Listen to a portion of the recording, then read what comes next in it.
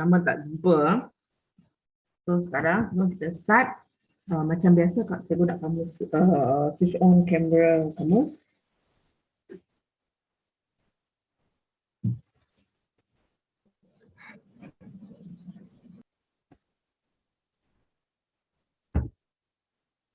Switch on dulu.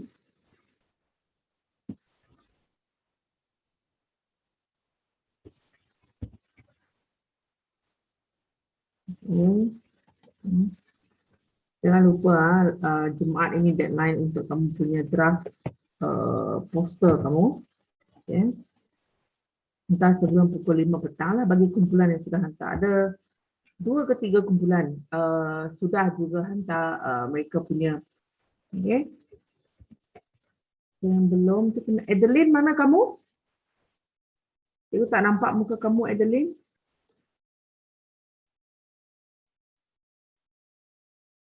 Okay.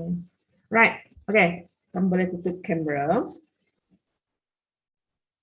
Written assignments kamu cikgu tengah semak. Siap baru cikgu akan kembalikan. Assignment cikgu tak akan tolong kamu semak banyak kali. Jadi cikgu kata kalau kamu hantar draft untuk written assignments, kena hantar ikut format yang ditetapkan. Okay, sudah diberitahu. So, bila ada kesalahan, kamu just betulkan apa yang cikgu minta. Tapi kalau kamu hantar draft kepada cikgu draft yang simple, tidak ikut format, so banyak kamu kena betulkan. Alright? So, kamu punya poster pula, soalan survey, pastikan soalan survey kamu sudah okey baru kamu edarkan. Dan jangan lupa, 30 form yang responden sudah jawab kena submit bersama. Kamu kena letak dalam satu form. Okey? Dan juga asingkan daripada poster dengan cover page. Kena ada cover page macam biasa. So, itu maksudnya kamu kena hantar 2 folder kepada cikgu. Right? 30 form yang sudah responden jawab itu sebenarnya sebagai bukti. Okay, data kamu sah. Okay, data yang kamu gunakan adalah sama dengan apa yang dihantar. Apa yang dijawab maksudnya. Right? So, pastikan hantar bersama. Hantar semasa draft. Sebab cikgu nak semak draft, so kamu kena hantar juga. Okay? Alright. Kita akan sambung. Hari itu kita berhenti di bab 4. Okay, berkenaan dengan agama. Okay. Agama di tamadun India.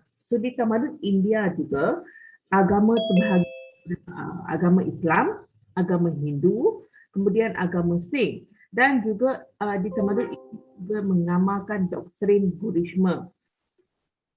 Okay. Okey, agama Hindu yang diamalkan, biasalah orang India memang selalu agama Hindu. So ini agama yang utama dalam tamadun India, iaitu agama Hindu ini merujuk kepada cara hidup orang India yang dikenali dengan nama Sanatana Dharma, iaitu bermaksud agama yang kekal abadi. Dan orang Hindu, orang India ini yang beragama Hindu ini mempercayai konsep Trimurti, iaitu 3 Tuhan, Trimurti, yang terdiri daripada Brahma, Tuhan yang mencipta, Vishnu, Tuhan untuk memelihara, dan Shiva, Tuhan untuk memusnahkan. Dia percaya kepada 3 konsep ini, Trimurti. Kemudian, tamadun India juga mengamalkan doktrin Buddhisme. Ini adalah diasaskan oleh Siddhartha Gautama atau dikenali dengan nama Shakyamuni. So ajaran dalam doktrin Buddhisme ini menekankan aspek hidup, iaitu berdasarkan 4 kebenaran mulia dan juga percaya kepada jalan mulia berlapis 8. Okay? So 4 kebenaran mulia itu adalah merujuk kepada penderitaan itu universal yang dinamakan dukkha. Kalau dalam bahasa Melayu, dukkha ini juga adalah merujuk kepada kesedihan, DUKA, dukkha, sedih. So dia ada sebenarnya berlaku pinjaman daripada perkataan India juga untuk dukkha. Dan ada juga kebenaran mulia yang kedua adalah punca segala penderitaan yang dikenali dengan nama samudaya. Kemudian penderitaan boleh diatasi iaitu niroda dan juga ada cara mengatasi penderitaan iaitu maga. Nah, ini 4 kebenaran mulia mengikut perkataan dalam tamadun India.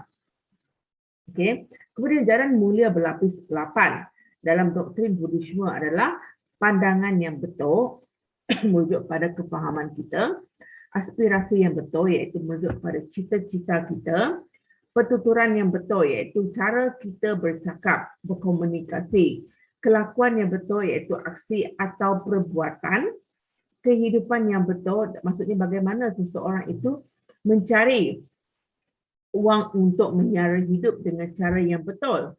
Okey, usaha yang betul merujuk kepada daya usaha kita mendapatkan sesuatu, minda yang betul, cara pemikiran atau mental yang betul, dan konsentrasi yang betul iaitu bagaimana bermeditasi untuk memfokus kepada sesuatu.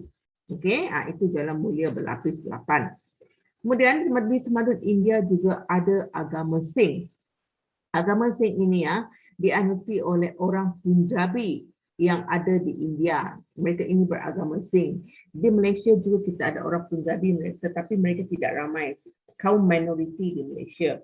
Okay. Punjabi ini biasanya dia berlainan daripada orang India. Sebab orang Punjabi ini berkulit putih, cerah kulit dia. Mereka juga sangat cantik. Okay. Berbeza sangat dengan orang India. Okey, agama Sikh ini diasaskan oleh seorang pengasas yang dikenali dengan nama Guru Nanak. So, agama Sikh ini ada 10 orang guru kesemuanya. Dan mereka juga mempunyai kitab suci iaitu Guru Granth Sahib yang mereka jadikan panduan, asas yang mereka refer untuk menjalani hidup. Dan Guru Gobind Singh merupakan guru yang terakhir daripada 10 guru dalam agama ini. Dan Guru Gobind Singh ini juga telah memperkenalkan persaudaraan Khalsa dengan memakai 5 simbol utama iaitu lebih dikenali sebagai 5K, merujuk pada 5 simbol. 5K itu adalah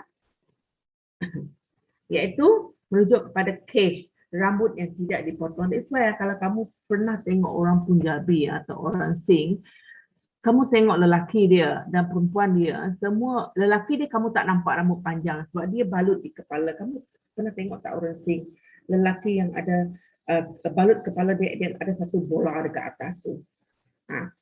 Sebenarnya itu mereka simpan rambut yang panjang sebab mereka tidak dibenarkan potong rambut. Tapi dalam zaman moden ini cikgu nampak, sebab cikgu pernah ada seorang klik last time masa cikgu mengajar di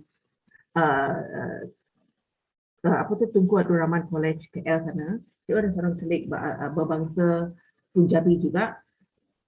Nak kata dia kata sebab kalau ikut agama ini rambut mereka tak boleh dipotong, tapi itu mungkin kepercayaan asal mereka. Tapi kalau ikut moden, sebab cikgu tengok dia Miss Jaswina, nama dia Jaswina, rambut dia tak panjang, rambut dia biasa saja dan juga kerap kali juga dia potong. Mungkin inilah, tapi cikgu tak pernah tanya tentang simbol 5K ini, benda berkenaan dengan agama, kepercayaan, tidaklah kita nak sentuh. Tapi ini mungkin kepercayaan asal nenek moyang, mereka tidak dibenarkan potong rambut. Tetapi lelaki Punjabi kebanyakan di sana, di sini cikgu tak pernah nampak lagi orang Punjabi.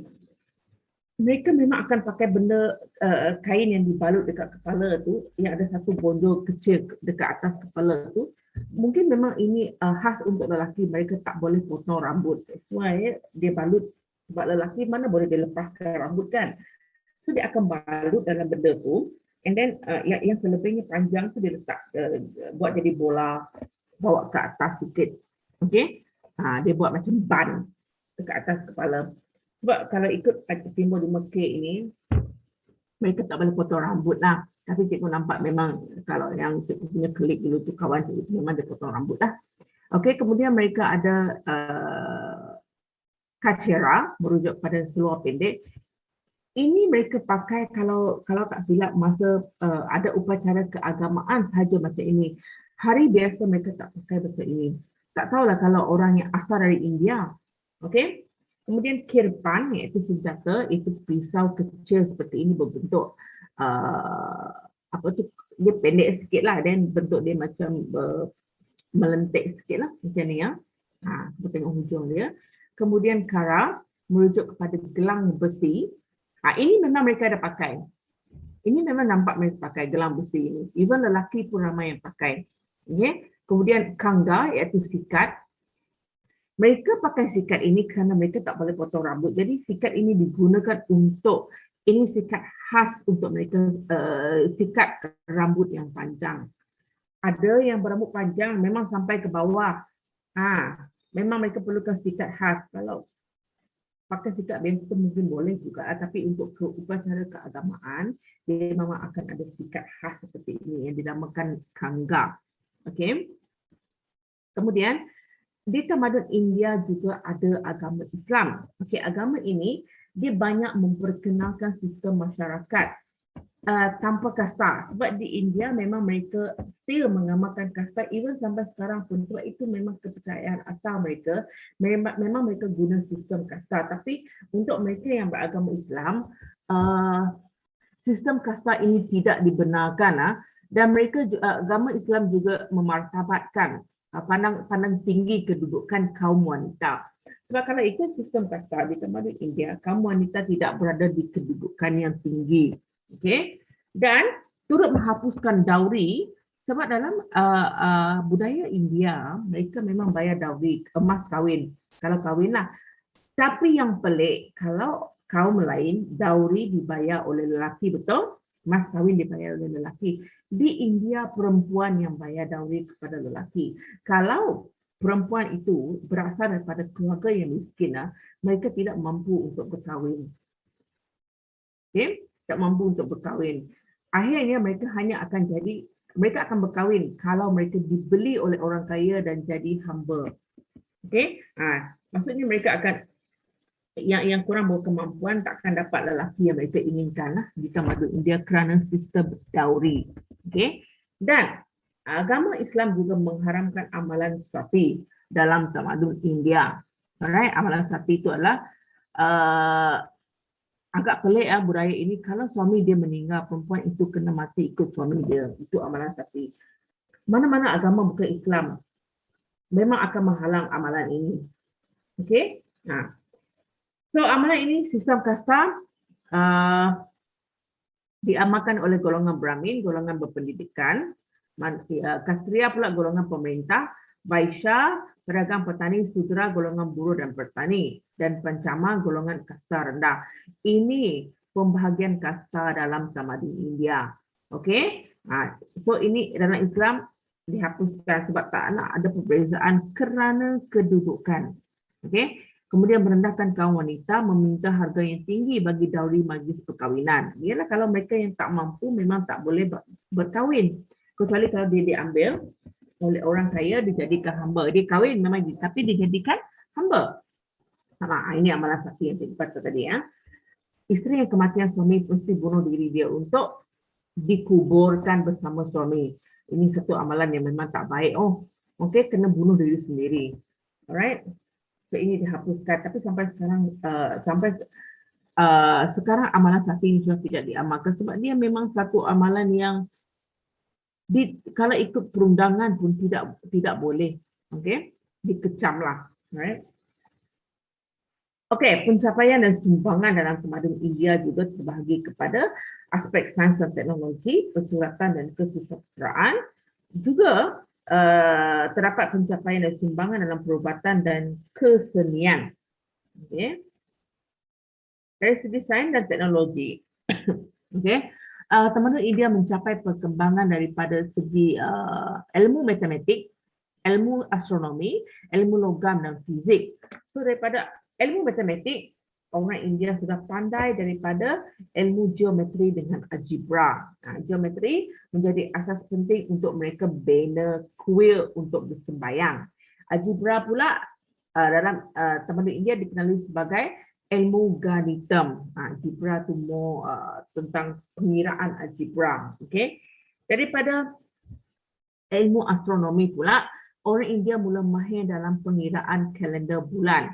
okey, ataupun mengikut matahari, yang mana ia dijadikan rujukan untuk mereka buat upacara pengorbanan. Mereka memang ada kepercayaan untuk mengorbankan sesuatu, biasanya binatang lah, bukan manusia. Okey, kemudian ilmu logam, mereka berkemahiran daripada menggunakan, ada bukti lah iron pillar dan yang dibuat di Delhi, iaitu merujuk pada besi setinggi 7 meter dan tidak berkarat, mereka boleh bina. Itu bukti dia.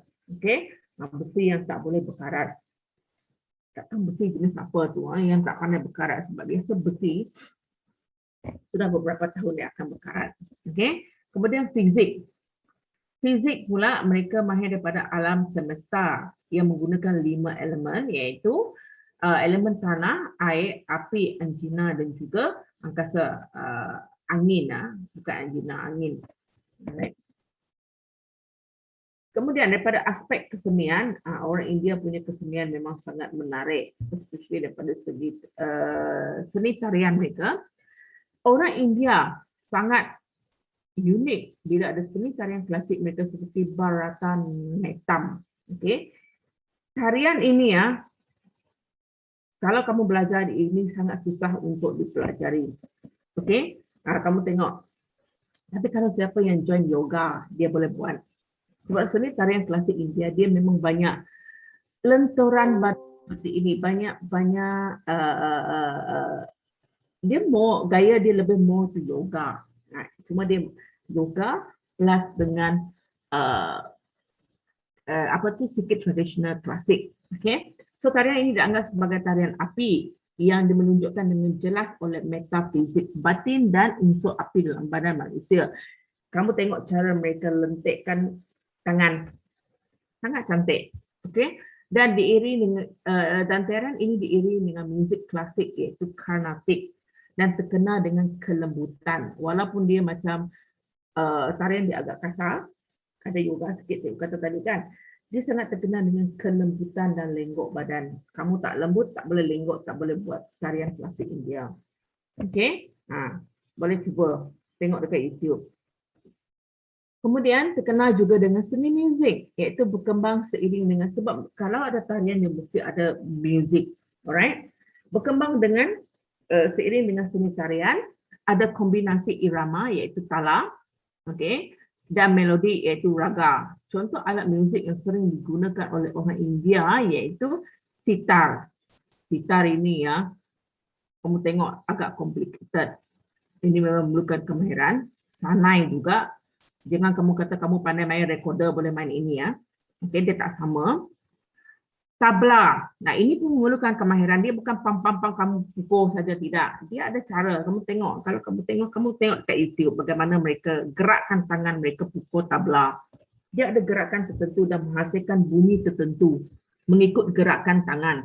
Okey, dia bukan simply alright. Dia ada cara.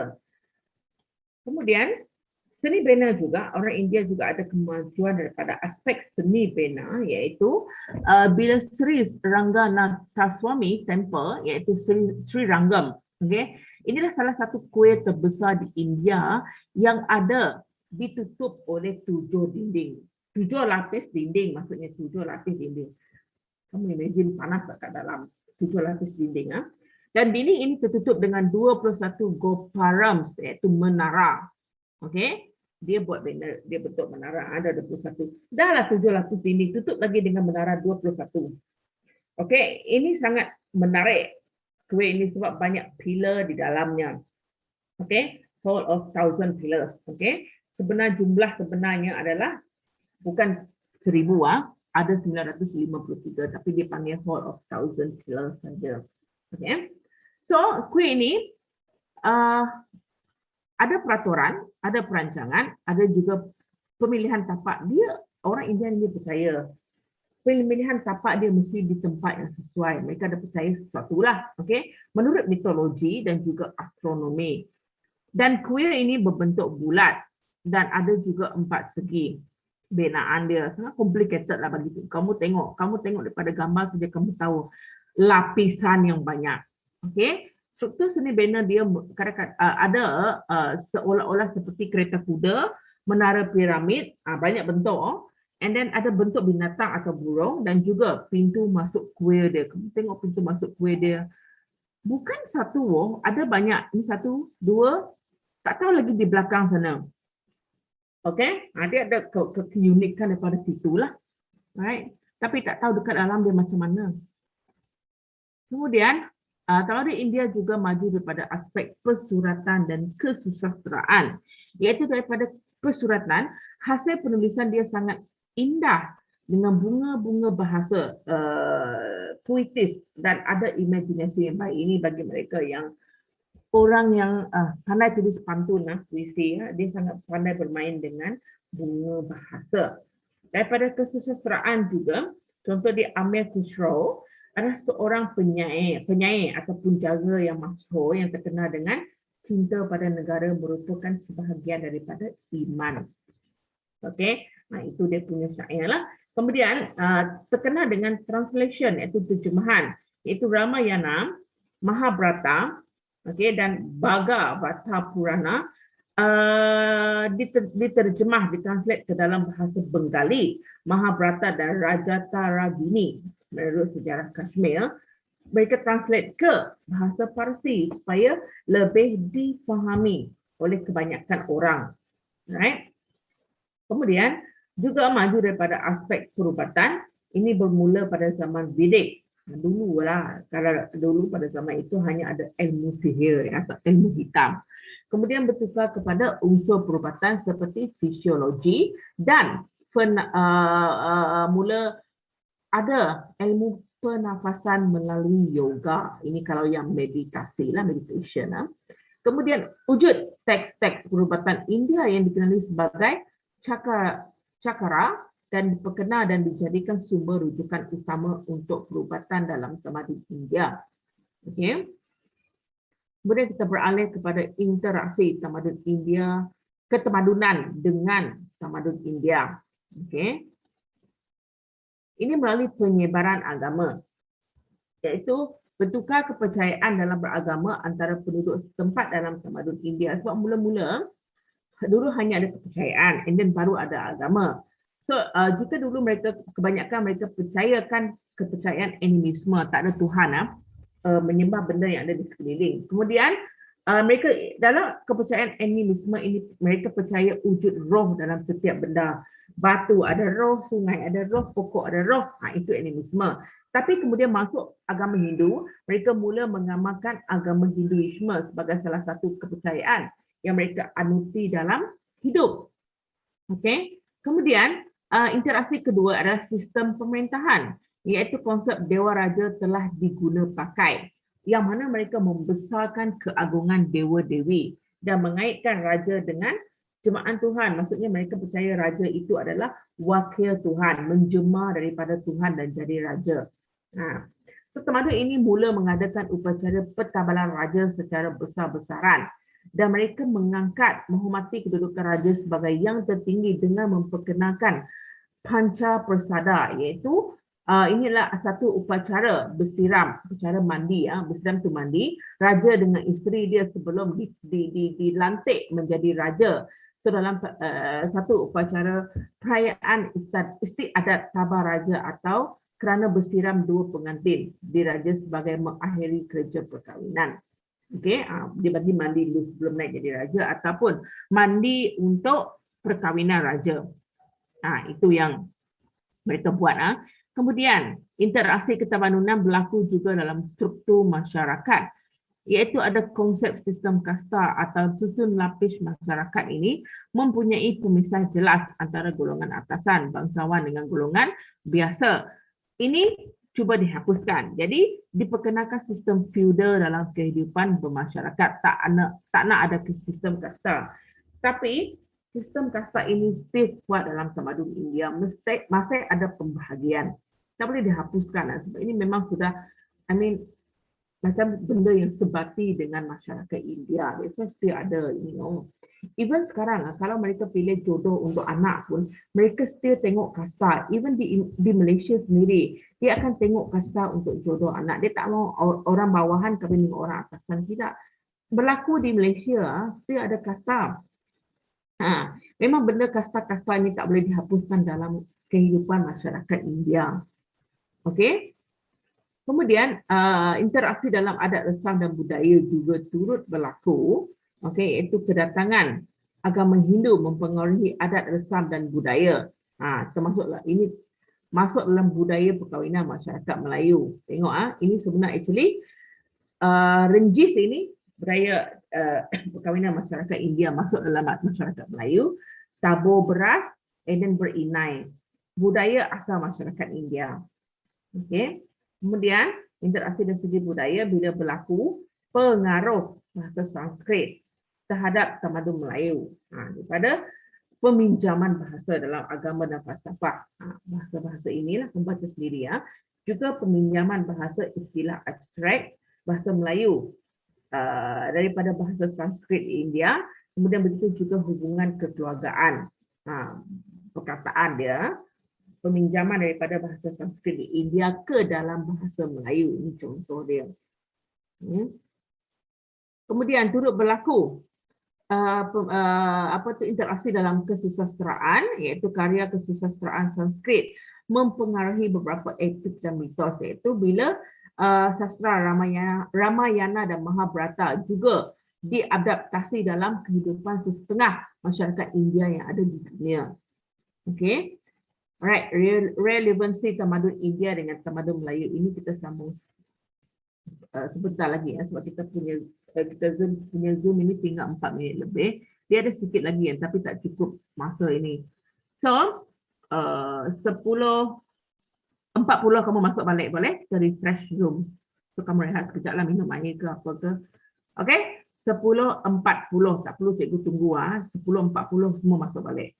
Alright, okay.